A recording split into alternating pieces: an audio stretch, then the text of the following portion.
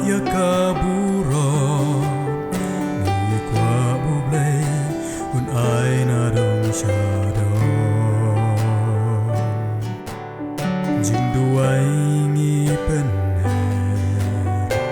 ki jing dawa babu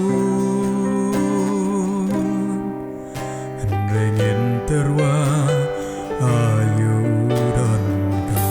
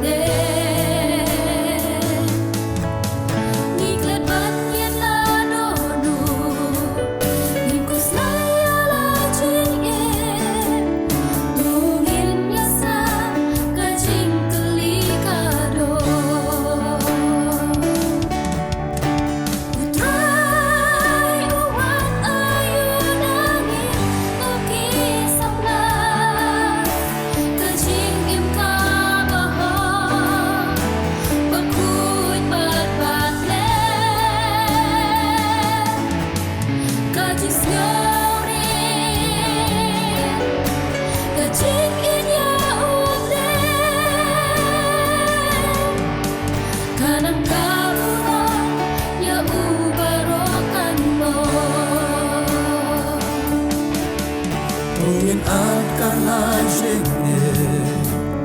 ngin yerina kaburan tuat ai pertay bat ni ban ya tena ngin yai bek sha jing ya se ka jing janai tu ngin sia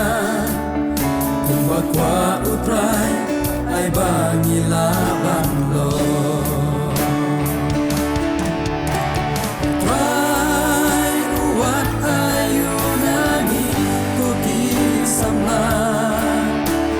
Jing em ka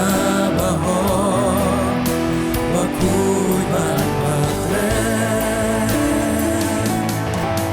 ka jing snow ni ka jing i ya u re ka nam ta bu ram ya u ba ro kan lo